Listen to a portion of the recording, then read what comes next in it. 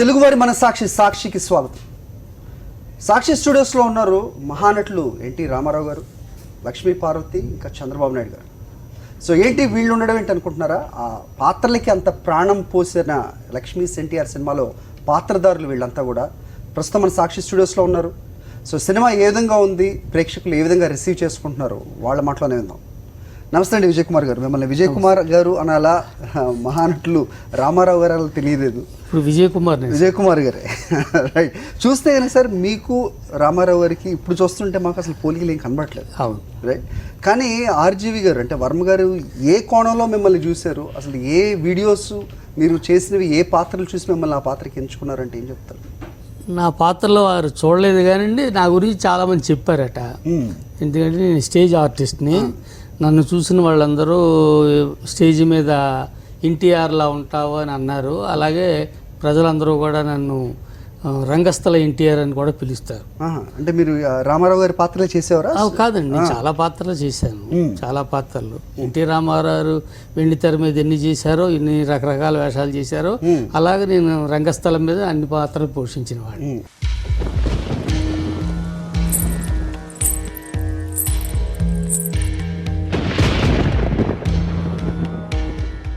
స్వామి, మీతో ఫోన్లో మాట్లాడిన లక్ష్మీ పార్వతిని నేనే. జీవితం ఎప్పుడు ఎందుకు ఎలా మలుపు తిరుగుతుందో ఎవరికి అర్థం కాదు. ఇప్పుడు 70s లేకపోతే 80sలో అండి చాలామంది అంటే థియేటర్ ఆర్టిస్టులు కానీ, మన డ్రామా లేకపోతే ఏదైనా పండగలప్పుడు స్టేజ్ మీద చేసేవాళ్ళు కూడా రామారావు గారిని అనుకరించడం అందరికి తెలిసిందే, రైట్? అలాంటిది ఏమన్నా చేసేవారా మీరు? ఓకే. మరి ఈ సినిమాకి ఆఫర్ వచ్చిన తర్వాత మీరు ఈ పాత్రకి న్యాయం చేయగలరని అనుకున్నారా? పూర్తిగా డ్రామా అని అందరికీ తెలిసిందే.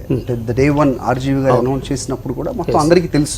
స్పెషల్లీ ఆంధ్రప్రదేశ్లో ఇప్పుడున్న పరిస్థితులు గమనిస్తే కనుక అధికార పార్టీకి వ్యతిరేకంగా సినిమా ఉంటుందేమో అనేది చాలామంది అనుకుంటున్న విషయమే.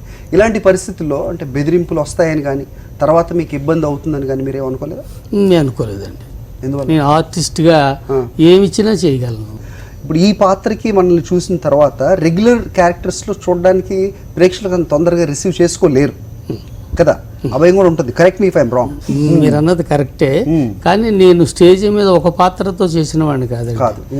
నేను రాముడు చేశాను, కృష్ణుడు చేశాను, దుర్యోధనుడు చేశాను, ఆంజనేయుడు చేశాను. సో మీకు ఇన్ని తెలుసు, అంటే నటించడం తెలుసు, రామారావు గారిని అనుకరిస్తారనే నమ్మకం ఉంది. సో ఎలాంటి ఇబ్బందులు రావనేది మీ నమ్మకం. ఓకే. ఏదైనా వస్తే కనుక ఇప్పుడు ఆర్జీవి గారిది ఏముందండి, ఇక్కడ ఉంటారు, సినిమా తీస్తారు, బొంబాయి వెళ్ళిపోతారు. బాంబేలో ఉంటారు ఆయనకి కొన్ని ఫైట్ చేసే ధైర్యం అది కూడా ఎగ్జిబిట్ చేస్తూ ఉంటారు ఆయన. మరి మీలాంటి వాళ్ళు ఎలాగా అంటే కనుక మీరు you don't care about it, అంతేనా? ఆర్జీవి గారు ముంబైలో ఎంతో, నా గ్రామంలో నేను అంతే. సో ఎప్పుడైనా చూసారా లక్ష్మీ పార్వతి గారు మీరు? అవును. While I was shooting, I didn't meet her. When the entire movie was done, I met her like for 5-10 minutes. That's it. Okay. Lakshmi's NTR. The title itself shows it is a history, right? ఒక చరిత్రని మీరు మళ్ళీ చూపిస్తున్నారు, తీస్తున్నారు. దీంట్లో అంటే RGV తీసేటప్పటికి దీనికి ఇంకా ఇంపార్టెన్స్ పెరిగింది. ప్లస్ ఇక్కడ ఆ పాత్రల్ని చూసే ప్రేక్షకులు ఎలా చూస్తారంటే how audience will the watch movie is like they will identify the real characters. What do you know about Lakshmi Parvati and the movie on the whole? But when I got this character, when I was told I will be playing Lakshmi Parvati Garu's character, he told me what has happened. Okay. He narrated me the entire just like what happened, the timeline of it. So that's when that's when I got to know this is what has happened, and you this also is from how. Theatre? I'm not from theatre. Okay. I've done movies before in Kannada. Okay. Like I've done 16 Kannada films and one Tamil. And previous to this was Muthu Lakshmi's character. I played in Killing Virappan. Okay. So I'm not from theatre, no. Okay. So you're very well acquainted with RGV's direction and yes, I have worked with him once before. Yeah. And so he knew that I'm when I played Muthu Lakshmi's character also, that's also a deglamorous role, right. Performance oriented. So maybe that's why he thought I can pull this character off. So I how do you want to evolve as an actress? I mean, that as you said that Virappan and now the Lakshmi NTR, that why not the regular characters like like every other girl that who want to be a heroine or aspirant to be a heroine, will choose like characters commercially viable and commercially that watchable, right? And Lakshmi NTR is not something like that. Right from my second movie, I was given the best critical award for Edelu Manjunatha. I got a Filmfare for that, and I was State Award nominee also for that. And if you say why Lakshmi Parvati, why not? People will recognize me as Lakshmi Parvati only henceforth in Telugu industry. It's my debut actually. Okay. But people will recognize me as a good artist. So that is what I need. Okay, very unlikely. Like ఏంటి sir ఇది? దేవినేని నెహ్రూ అనాలో తెలియలేదు Vangaveeti cinema చూసినప్పుడు, అంతలా పాత్రలో వెళ్ళిపోయారు. Right, YS Rajasekhara Reddy గారి లాగా కూడా కనబడ్డారు. ఇప్పుడు ఇంకా చంద్రబాబు గారు ఏంటి ఈ క్యారెక్టర్ నుంచి బయటికి రావటం అనేది, మీరు వస్తామన్నా ప్రేక్షకులు మాత్రం అంత తొందరగా మిమ్మల్ని రానివ్వరు. మనం ఎలా కనిపిస్తే అలా యాక్సెప్ట్ చేసేలా మనం ఎప్పుడు ఉండాలి యాక్టర్గా. అంటే రెగ్యులర్ నాకు ఫస్ట్ నుంచి ఎప్పుడు కూడా రెగ్యులర్ యాక్టర్గా నేను ఉండకూడదు. నేను ఏదో ఒక డిఫరెంట్గా ఉండాలి. అందుకనే నన్ను చూస్ చేసుకున్నామంటే 100% ఉండాలి ఎఫెక్ట్ నా దగ్గర నుంచి. 100% నేను వైఎస్ రాజశేఖర రెడ్డి గారిగా చేసిన, చంద్రబాబు నాయుడు గారిగా చేసినా సరే 100% అంతఃకరణ శుద్ధితో నేను ఖచ్చితంగా ఆ పాత్రే కనిపించాలి, కానీ నేను కనిపించకూడదు. దీని తర్వాత ఒకవేళ ఇంకో వేరే ఏదైనా మూవీ నేను ప్లాన్ చేసుకొని చేస్తున్నా సరే ఆ క్యారెక్టర్ కనిపించాలి. నేను ఏదైతే పోర్ట్రే చేయాలనుకుంటున్నానో ఆ క్యారెక్టర్ 100% కనిపించేలానే నేను చూసుకుంటానండి. శ్రీతేజ్ కనిపించకూడదు, క్యారెక్టర్ కనిపించాలి. రైట్, అంటే చాలా ఇంట్రెస్టింగ్ గా చెప్పారు, అంతఃకరణ శుద్ధి అని కూడా అన్నారు. ఇప్పుడు ఏంటంటే శ్రీతేజ్ ఇప్పుడు పాత్రలో ఒదిగిపోవడం అనేది సో చాలా పెద్ద నటులు చెప్తూ ఉంటారు, వచ్చే వాళ్ళకి కూడా కంపల్సరీ ఉండాల్సిన క్వాలిటీ అది. కానీ ఇక్కడ విషయం ఏంటంటే ఆహార్యం రూపం కూడా అదేం మనం చేయలేం కదా. That is not something in our hands that where you can be seen exactly as it is. కానీ మీ విషయంలో అది జరుగుతుంది. What is it? God father RGV sir. అంతేనా? ఓకే. సో మీరు అనుకున్నట్లు ఆవిడంత మంచి మనిషి కాదు. ఇంతకు ముందు ఆవిడకి చాలా మందితో ఎఫైర్స్ ఉన్నాయని. సో ఎలాగంటే ఫస్ట్ మిమ్మల్ని వీళ్ళిద్దరిని అడిగిన క్వశ్చన్ మిమ్మల్ని అడగాలి. స్టార్టింగ్లో అంటే అప్రిహెన్షన్ కానీ ఎలాంటి భయం కానీ ఎలాంటి అనుమానం కానీ ఏమీ అనిపించలేదా నీకు ఈ పాత్ర ఒప్పుకునే ముందు? లేదండి, అంటే ఒక యాక్టర్గా మనం చేస్తున్నప్పుడు చాలా సినిమాలు చాలా క్యారెక్టర్స్ చేయాల్సి వస్తుంది. ఇప్పుడు నేను అరే ఎందుకులే నేను రిజెక్ట్ అయ్యాను అనుకుని ఇంకొకరు ఎవరొకరు చేస్తారు కదా. ఇవాళ ఈ అప్రిషియేషన్స్ ఇంకొక అతనికి వస్తాయి. అప్రిసియేషన్ వస్తే రావటం వరకు ఓకే, బట్ దానికి అదర్ సైడ్ ఇంకోటి కూడా ఉంటుంది, బెదిరింపులే కావచ్చు ఇంకేదన్నా కావచ్చు. భయపడలేదు అంటే అలా అని కదండి. అంటే ఒకప్పుడు వేరు ఇప్పుడు వేరండి. ఇప్పుడు అవేర్నెస్ ఉంది. అంటే యాక్టింగ్ చేసే వాళ్ళు ఓన్లీ యాక్టర్స్ యాక్టింగ్ పార్ట్ వరకే తీసుకుంటారు. మీరు విజయవాడ ఎప్పుడైనా వెళ్ళారా ఈ మధ్య కాలంలో? లేదండి, వెళ్ళలేదండి. ఎలక్షన్స్ వస్తున్నాయి వెళ్ళానండి. ఆఫ్టర్ రిలీజ్ బిఫోర్ డే నేను అక్కడే ఉన్నాను. 2 days బిఫోర్ అక్కడే ఉన్నట్టున్నాను. అంటే అక్కడ పరిస్థితి ఎలా ఉంది? 24th 25th విజయవాడలోనే ఉన్నా. బయటికి సాధారణ ప్రజలు మాట్లాడలేని పరిస్థితి. అంటే ఒక జర్నలిస్ట్ గా నేను చెప్తున్నాను, అంటే గత 15 రోజులు అక్కడ ఉండి వచ్చిన తర్వాత నేను మీతో ఈ మాట చెప్తున్నాను. ఏది కూడా మనసులో ఉన్నది ప్రజలు బయటికి చెప్పలేని పరిస్థితి అయితే కనిపించింది ఎలక్షన్స్ ఉన్న పరిస్థితులు. అలాంటిది నేను శ్రీతేజ్ అయితే కానీ ఖచ్చితంగా నేను ఆలోచిస్తాను.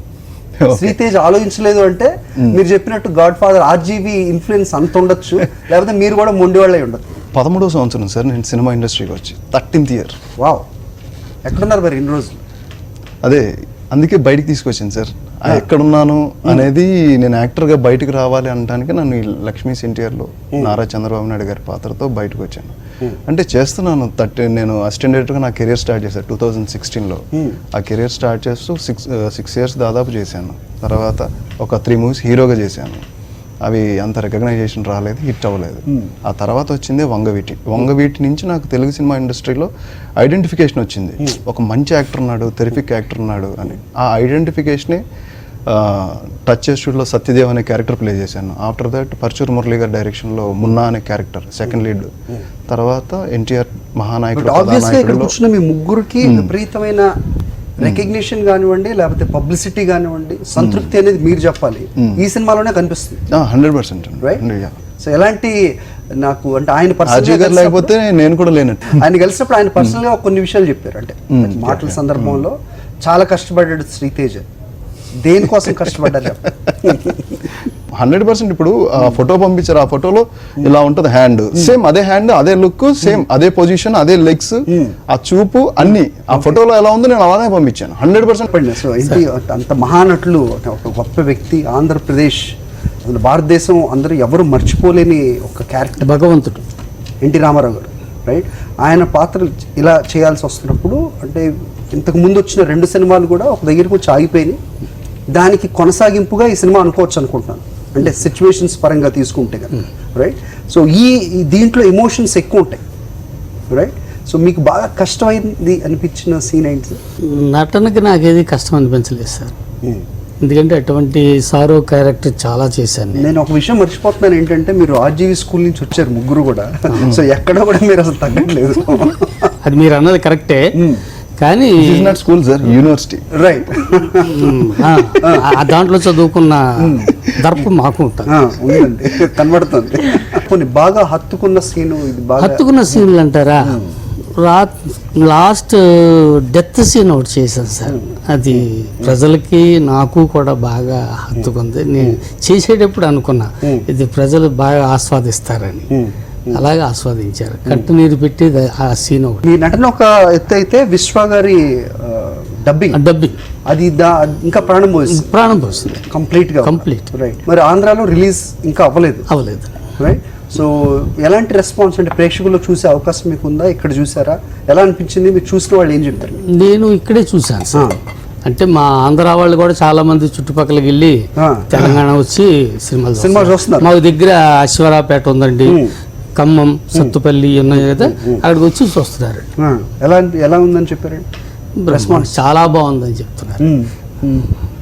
యా, మీరు చెప్పండి యజ్ఞేష్ శెట్టి గారు. సో లక్ష్మీ పార్వతి గారి క్యారెక్టర్ ఇప్పుడు ఎలా ఉంటుందంటే బయోపిక్ చేసేటప్పుడు యూజువల్గా ఆ క్యారెక్టర్స్ ఇప్పుడు ఉండరు, అంటే పీరియాడికల్గా తీస్తారు కాబట్టి ఎప్పుడో జరిగిన ఘటనలు ఇప్పుడు తీస్తుంటారు. కానీ మీ ఇద్దరు క్యారెక్టర్స్ ఇప్పుడు ఉన్నవాళ్ళు they are there, right? So Lakshmi Parvathi గారి క్యారెక్టర్ సో మెనీ షేడ్స్ అన్ని, కొన్ని నెగిటివ్గా కూడా మాట్లాడే వాళ్ళు చాలా మంది ఉంటారు. So yeah, of course as an actor మీరు అంతా తెలుసుకొని అక్కర్లేదు, దట్ ఒక సినిమా తీస్తున్నప్పుడు కంప్లీట్గా. బట్ ఎంతవరకు మీకు ఉపయోగపడింది మీరు తెలుసుకున్నది? That how much? See, when I was doing this character, I didn't have to ape her. I didn't have to follow her body language. Yes, so I haven't seen any of the videos until I finished the movie. Okay. I have watched her videos and I met her only after the entire movie was done. So whatever body language you see, whatever mannerism you see, that is me as Lakshmi Parvati. So I have not followed any of it. So see, when I do a movie, I will be doing it with 100% conviction. I believe it 100%. So for me, Lakshmi Parvati Garu was a situational victim, as I see. Throughout this movie, that's how they show. This is like NTR Garu's life, be it personal or political or whatever, from her perspective. So I had this 100% conviction of my character and I portrayed it the same.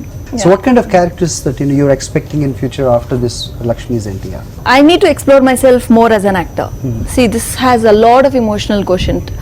So I would want to explore something like, if you really ask me one example, I would say Mahanati. That is one movie which had a lot of impact on me. That is also I literally went back and I was seeing Savitri Garu's movie, her songs and everything. That had a lot of impact on me. Somebody getting that kind of a role is amazing. I would definitely want to work like that. Sritej, so మీరు చెప్పండి, cinema చూస్తుంటే నిజంగా అంటే చేసిన characters నిజంగా అయితే ఒకవేళ let's say that the controversy is not behind this movie, ఈ సిచ్యువేషన్స్ ఇలా లేవు, మీరు పోషించిన పాత్రకి డెఫినెట్గా ఆ పాత్రధారులు మిమ్మల్ని పిలిచి అభినందించారు, అలాంటి ఛాన్స్ ఇప్పుడు ఏమైనా ఉందనుకుంటున్నారా?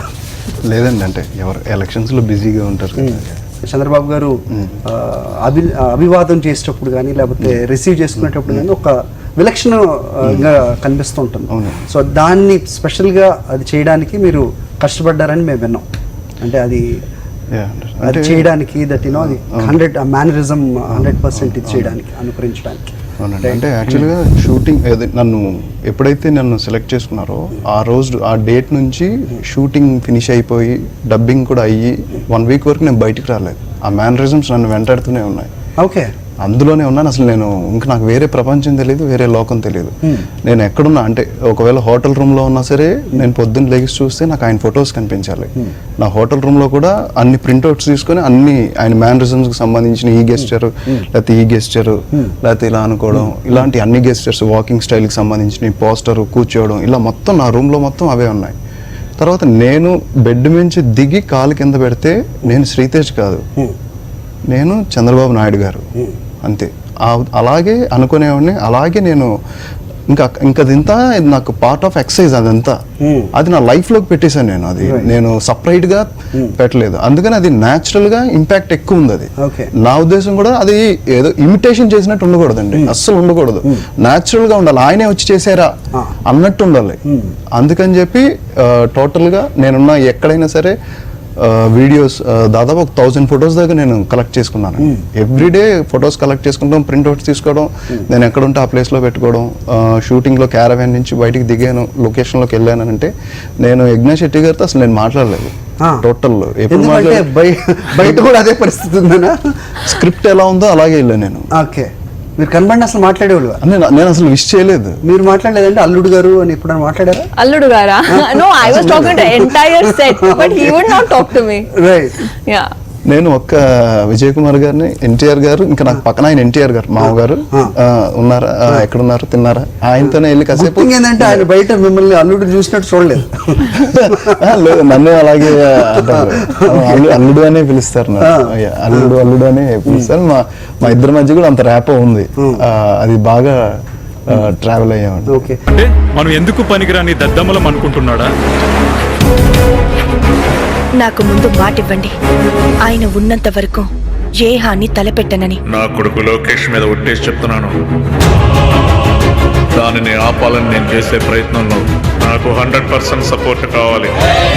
ఓకే. ఇంకో విషయం అండి విజయ్ కుమార్ గారు, ఇప్పుడు చివరి రోజుల్లో ఆయన కొన్ని టీవీలకి ఇంటర్వ్యూ కూడా ఇచ్చారు రామారావు గారు. అంటే ఏ విధంగా నన్ను వెన్నుపోటు పొడిచారు అని ఆయన మాటల్లో ఆయన చెప్పేది మొత్తం యావత్ తెలుగు ప్రజలందరికీ తెలిసిన విషయం. ఆ వీడియో మీరు చూసారండి? చూసాను. ఆ సీన్ దీంట్లో ఉందా? కొన్ని ఉన్నాయండి. Because that is very important and crucial. అంటే ఆయన చివరి రోజుల్లో మొత్తం ప్రజలకి ఆయన అపీల్ చేస్తూ మాట్లాడిన విషయం అది. అది లేదండి. అది లేదు. ఓకే, హెవీగా అనిపించింది క్రూషియల్ సీన్, లేకపోతే బాగా నచ్చిన సీన్ ఏంటి అంటే? The Viceroy thing has not been shown so far. People don't even talk about it because nobody wants to talk about a great hero's fall like that. So it is a sad thing, obviously. But that had a great impact on him personally. Okay. That is shown, and that is where people actually, they know these things happened, but they haven't seen it. Visually, it'll create an impact. So yeah, that is one. మన state లో జరిగింది, అప్పుడు ఉమ్మడి రాష్ట్రంలో జరిగింది, ఇంకా అంటే నిజంగా అది ఎప్పుడో జరిగింది కాదు మర్చిపోవడానికి అందరికి, రైట్? దాన్ని మళ్ళీ మీరు రీఎస్టాబ్లిష్ చేస్తున్నారు, జనాల్లోకి తీసుకెళ్తున్నారు, రైట్? మనం ఎంత నమ్మితే అంత బాగా పోర్ట్రే చేయగలం అనేది ఒక అంశం. దట్ హౌ ఫార్ యువర్, అంటే మీకు జరిగినది ఇప్పుడు తీస్తున్నది ఎంతవరకు కరెక్ట్ అని మీకు అనిపించింది? అంటే అదంతా యాక్చువల్గా మీరు అడిగిన పాయింట్ అది డైరెక్టర్ పాయింట్ ఆఫ్ వ్యూలో పాయింట్ అండి అది. ఎందుకంటే స్క్రిప్ట్ కదా, ఇప్పుడు యాక్టర్ ఏంటంటే మనం ఫాలో అవ్వాల్సింది ఓన్లీ పాత్ర, దాని ఆ డైలాగ్స్ ఏమొస్తున్నాయి, ఆ సీన్స్ ఎలా ఉన్నాయి, మూడ్ ఎలా ఉన్నాయి, గెస్చర్ ఎలా ఉంది, ఆ వాకింగ్ ఎలా ఉంది, ఇదే మనం ఫాలో అవ్వాలి. అది జరిగిందా జరగలేదా, అది అవునా కాదా అనేది యాక్టర్గా సెట్స్లోకి వెళ్ళిన తర్వాత మేము మాట్లాడుకోవాల్సిన విషయం కాదు అది. సో ఇలాంటి పాత్రలే మీకు వస్తే కనుక బయోపిక్సే, ఓకేనా? So you ready to accept them? Biopics లో అయినా ఇంకా డిఫరెంట్ గా, అంటే ఇప్పుడు ఇలా ఇది చేశాను, నెక్స్ట్ ఇంకా అంటే వేరియేషన్ ఉండాలి. ఇప్పుడు ఆంధ్రాలో రిలీజ్ అయిన తర్వాత ఇంకేమైనా ఎక్స్పెక్ట్ చేస్తున్నారా మీరు? అక్లాడ్స్ కానీ లేకపోతే క్రిటిసిజం కానీ? చెప్పలేమండి, అది డిపెండ్స్ అండి. దేనికైనా రెడీగా ఉన్నారా? డిపెండ్స్ సార్, అది యాక్టర్స్ కదా సార్. ఇప్పుడు యాక్టింగ్ నేను బాగా చేశాను అనే ఫీలింగ్ అంతే, నాకు అంతకుముందు నేను బాగా చేశాను ఈ సినిమాతో. అందరూ విష్ చేస్తున్నారు. నాకు ఇండస్ట్రీలో ఉన్న కొంతమంది పెద్ద డైరెక్టర్స్ ఫోన్ చేశారు, 2-3 ఫోన్ చేశారు, బాగా చేసావు, అసలు అనుకోలేదు, ఊహించలేదు ఇంత బాగా నీ దగ్గర టాలెంట్ ఉందని అని మాట్లాడారు. తర్వాత ప్రొడ్యూసర్స్ విష్ చేశారు, మంచి సీనియర్ కో డైరెక్టర్స్ కూడా మాట్లాడారు. ఇలా అందరూ ఒక్క సినిమాతో నన్ను ఒక పెర్ఫార్మర్ గానే చూశారు. ఇప్పుడు సినిమా దర్శకులు వర్మ అని చెప్పాలా, అగత్య గురించి చెప్పాలా, ఎవరి గురించి చెప్పాలా? బోత్ అండి. మెయిన్ బాస్ తర్వాత అగత్య గారు అంటే ఎంతవరకు మీ దాంట్లో నుంచి నటన రాబట్టారు అంటే that what is his role as a director? యాక్చువల్గా సెట్స్లో అన్న ఫ్రీ స్పేస్ ఇచ్చేస్తాడు. నాకు బ్రదర్తో సమానం. యాక్చువల్గా నాకు చాలా ఇష్టం మంజు అన్న. ఫ్రీ స్పేస్, జస్ట్ ఒకసారి సీన్ అది ఒకసారి చెప్తాడు, కరెక్ట్గా చెప్తాడు. అంటే దాంట్లో ల్యాగ్స్ ఉండవు, కరెక్ట్గా పాయింట్ ఏంటో ఆ పాయింట్ చెప్తాడు. అండ్ ఏదైనా కరెక్షన్ ఉన్నా శ్రీతేజ్ అలా కాదు ఇలా అంటాడు, అంతే. దట్స్ ఎనఫ్, అంతే. అంటే ఆల్రెడీ మేమందరం ఆ సీన్లోనే ఉంటాం. మ్యాక్సిమం సింగిల్ టేక్సే ఉంటాయి అన్నీ. సింగిల్ టేక్, ఒక కెమెరా యాంగిల్స్ కోసం కానీ, ఒక లైటింగ్, ఇలాగే ఏమైనా వేరే యాంగిల్ ఏదైనా షార్ట్స్ తీయాలని ప్లానింగ్, కానీ ఎవ్రీథింగ్ అన్ని సింగిల్ టేక్స్. మహానటుడు రామారావు గారిని మళ్ళీ ఒకసారి మీరు అనుకరిస్తే చూడాలని ఉంది before we end up. Lakshmi Parvathi గారు, నా జీవితం పర్వతాలు, అగాధాలు, సముద్రాలతో కూడినది. ప్రతి మనిషి తన స్వీయ దృక్పథంతో చూచే కోణాన్ని బట్టి దాని రూపం మారుతుంది.